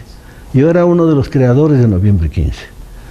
En ese grupo Noviembre 15 estaban personas importantes como Javier Ponce, que fue ministro de Defensa de este gobierno y que hasta hoy es ministro de Cultura. Erika Silva, que fue ministra de cultura, ella cantaba mis canciones. Con Javier Ponce escribíamos en cambio obras de teatro. Entonces yo escribía las canciones para ese grupo. Y como este fue un acontecimiento muy sonado, en una de las grandes manifestaciones de protesta contra la dictadura y contra la Texaco, la GUR, contra el saqueo de nuestros recursos naturales, yo escribí esa canción que después se convirtió en una canción insignia hasta hoy, casi, creo que hasta hoy, en la historia de la música política del Ecuador y también de otras partes. Porque esa canción... ¿Cajita de música? No, Cajita de música no es mía. No es tuya. No, es una cantautora argentina. Lo que pasa es que esa canción la cantábamos mucho en mi casa porque vino un grupo de Argentina, Siripo, que vivió en mi casa buen tiempo, ¿no? Y era de uno de ellos, esa canción. Entonces a ellos cuando se les hace conocer aquí Sí, se le difunde. Lo más triste de todo de Siripo es que llegaron a mi casa después de una gira exitosa por Europa, venían por México, Colombia, llegaron a mi casa y vivieron un buen tiempo, ¿no? Y ahí se separaron, desgraciadamente. Quedó aquí en el Ecuador uno de ellos, que es ahora un gran cantautor y un gran promotor cultural, como es Alberto Caleres, ¿no? Que es un cantautor muy importante, casado con Alejandra Cantos de Riobamba, que ya falleció, pero él todavía está en vigencia y justamente hoy está haciendo unos trabajos muy interesantes para difundir esta nueva filosofía de cambio de América Latina y de nuestro país a través de canciones. Otras canciones que hayan o que tengan ese sentido de mantenerse hasta con la juventud en la música protesta. Mías. Bueno, como te decía, en algún momento he hecho como 120, 130 canciones, aparte de que he hecho como unos 8 himnos de instituciones a nivel nacional, inclusive de San Lorenzo, ¿no? Del colegio. Pero hay una canción que grabó el Instituto Otavaleño de Antropología con mi propia voz. No me gusta mucho porque fue una grabación muy hecha al apuro, ¿no? Ya habían 4 canciones, creo que una de Álvaro San Félix que canta Hipólito del Jaramillo, ¿cómo es? Huilo Jaramillo, también una de los romanceros creo que es, no me acuerdo. Pero esa canción luego ha sido grabada unas 2 veces más. Es una canción que gusta a la gente de Otavalo, ¿no? Esa te voy a hacer llegar. Pero hay... Juan, no me hagas llegar este momento, sino... No me hagas el posterior, perdón. Pero este momento sí, hazlo para los amigos televidentes. A capela. Bueno, más bien hablo de... antes yo hice una canción que se llama Me Voy y que es el tema de una película realizada por un cineasta español, ¿no? Que se llama El Éxodo de Yangana, basada en la novela de Ángel Felicísimo Rojas. Esa película se filmó en Guayaquil, en Loja, y tiene un marco musical de la Orquesta Sinfónica de Loja o de Guayaquil.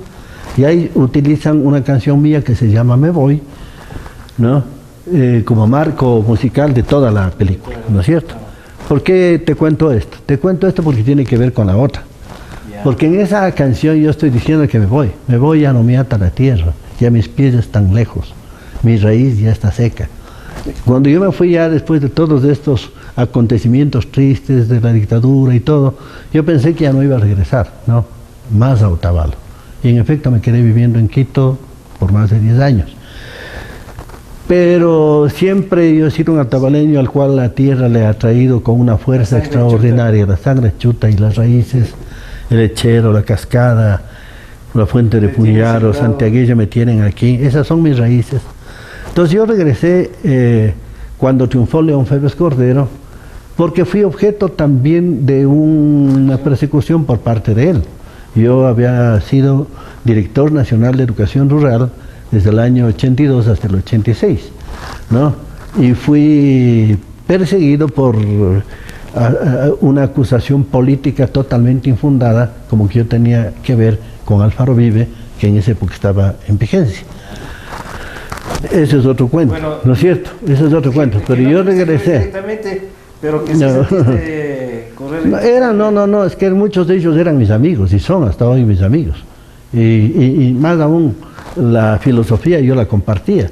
Lo que no compartía es el método que estaban utilizando. Y de hecho les ayudé en algunas cosas culturales y en algunas cosas logísticas. De ellos, ¿no? Sabes que se encuentran ahora en el actual gobierno. Exactamente, eran jóvenes de la clase media, intelectuales, hijos de amigos míos, íntimos amigos míos, intelectuales con quienes teníamos muchas conversaciones de origen político, ¿no? Del orden político. Y por eso me vinculaban. Entonces yo fui objeto de esa persecución. Me tocó venir así muy rápidamente. Llegué a Otavalo, pude conseguir de arriendo la casa del hermano del señor Héctor Andrade, que falleció. De Héctor y Manuel Andrade, allá a la entrada de Otavalo. Ahí viví, ¿no? Y ahí escribí una canción que se llama Tierra Juana, porque yo había hecho ya canciones para mi hijo Nassim y quería hacer una canción para mi hija Juanita. Pero mientras estaba haciendo la canción me salió una canción para Otavalo, en donde hablo de que que regreso para ya no irme nunca más. Porque dice, tierra te viajo de adentro afuera y más me enamoro. Sufro cuando tengo que ausentarme de tus arroyos. ¿No? Vuelvo con más ganas de quererte, de no dejarte, etcétera, etcétera, ¿no? Pero, ¿por qué no nos das un poquito...? Eso hubiera sido, claro, eso hubiera sido con una guitarra. Pero en otra próxima oportunidad yo te ofrezco. Ya. Amigos, están viendo ustedes que poéticamente nos va a dedicarnos, te voy a comprometer este momento y no puedes negar. No. O sea, es la poesía, o sea, la música, perdón, la letra a tu hijo Sebastián, del canto que le hiciste. A mi hijo yo le escribí un libro, ¿no? Pero también le escribí un libro que está totalmente dedicado a él, ¿no? Y asimismo en otra oportunidad que traiga, yo puedo compartir, ¿no? Yeah. Con la gente. También escribí a mi hijo Nassim cuando recién estaba en el vientre de su madre, ¿no? Donde habla, decía, a ver, corazón de tierra dura, enterrada en la distancia, que abraza el abrazo, que besa el abrazo antiguo, que ahonda la peña y que mata, descolgate de la sombra, cae a plomo sobre el río, me voy a estar con mi negra que guarda en su carne a mi hijo. Y al final le decía, porque si es que mi hijo nace, retoño de olmo y caballos, ha de aprender de su padre sus ojos enamorados, de su madre los caminos que tuvo que andar conmigo, dándole palo a la vida, aplastando los peligros, ¿no? Bueno, bien hablas tú de Nassim. ¿Cómo te sientes con tu nieta? Bueno, yo tengo, claro, a todos tienen. Yo tengo 7 nietos, ¿no? 7 tienes. Claro. Y además son nietos interculturales. Yeah. Porque tengo 2 nietos de descendencia afro-alemanes en Alemania. Yeah. Tengo 2 nietos de origen norteamericano, quichua, mestizo, de mi hijo Nassim, casado con una indígena, sí. Anita, del grupo Yarina. Por esto iba a decir, y tengo 3, claro, ellos, ¿no? Y tengo 3 nietos de mi hija Juanita, yeah. 2 de su primer matrimonio y 1 de su nuevo matrimonio. Entonces tengo 7 nietos que son otras raíces que hunden mi corazón en esta tierra tan querida para mí. ¿A eso les hiciste también? Sí, siempre. Y no solamente que les compongo poemas, sino también les he hecho canciones. Les he hecho canciones de cuna, ¿no? Y les he hecho dibujos, ¿no? Porque he hecho también muchos dibujos. ¿De cuna para uno de tus nietos? No recuerdo. No, una poesía. No recuerdo tampoco, no recuerdo. Bueno. Algún momento tengo que venir armado de eso. Tenemos ya este compromiso con Juan F. Ruales. Ustedes ven la apertura que nos da. Indudablemente que tenemos que hacer una aclaración. Juan, como bien nos manifestó al inicio de la entrevista, está radicado en la ciudad de Ibarra.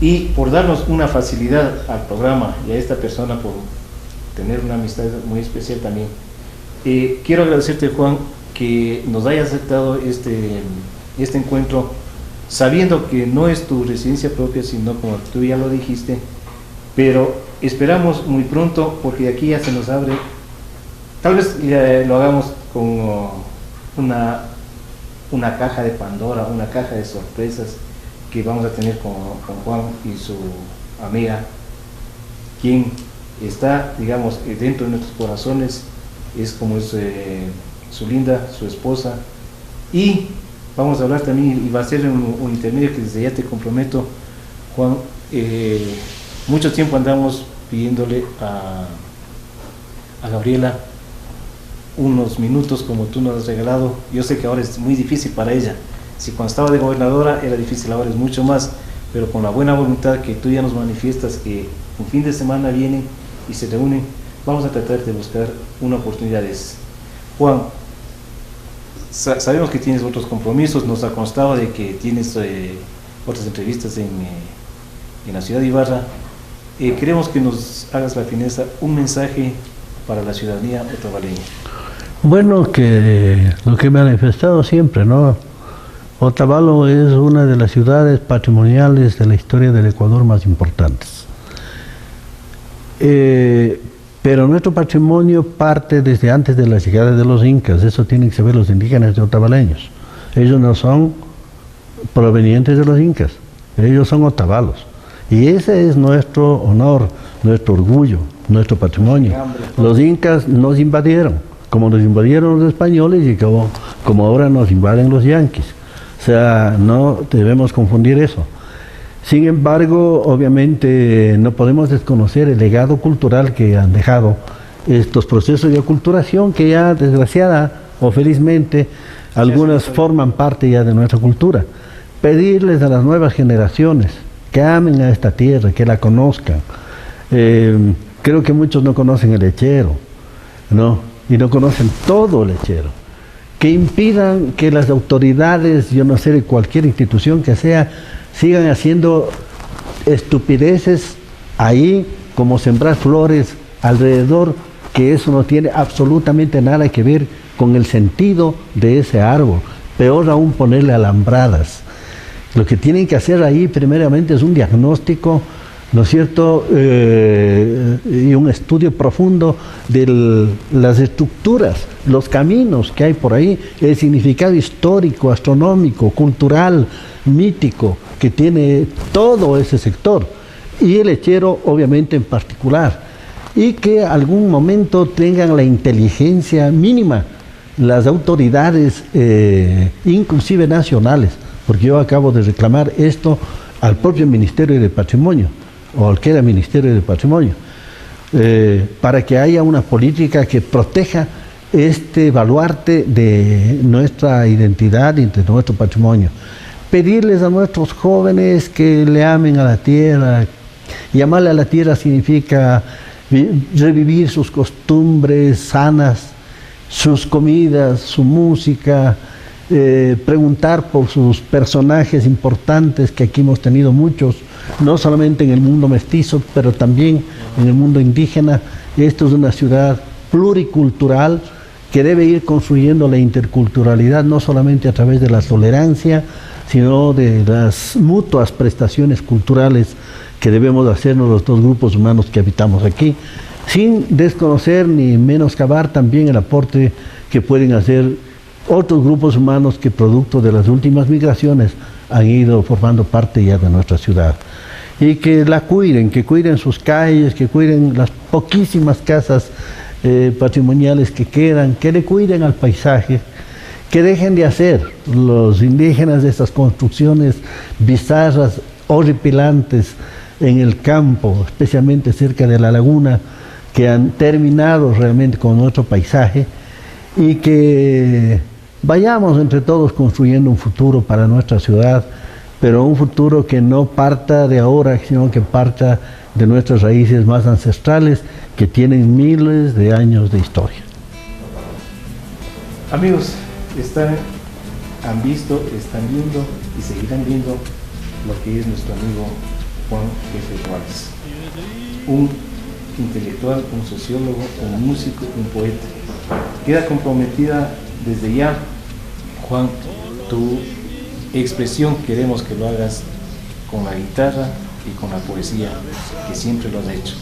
Te conocemos y te seguimos deseando 1000 éxitos en tu vida profesional, en tu vida de utopías, que está haciéndose realidad lo que tú escuchaste, lo que tú leíste y lo que tú viviste en aquellos tiempos de juventud y de muchacho. Muchas gracias, amigos televidentes. Hasta una próxima. Hablemos de cultura, tradiciones, personajes, lo que Otavalo no debe olvidar. Todos los jueves a las 21 horas, solo por Sarance Visión.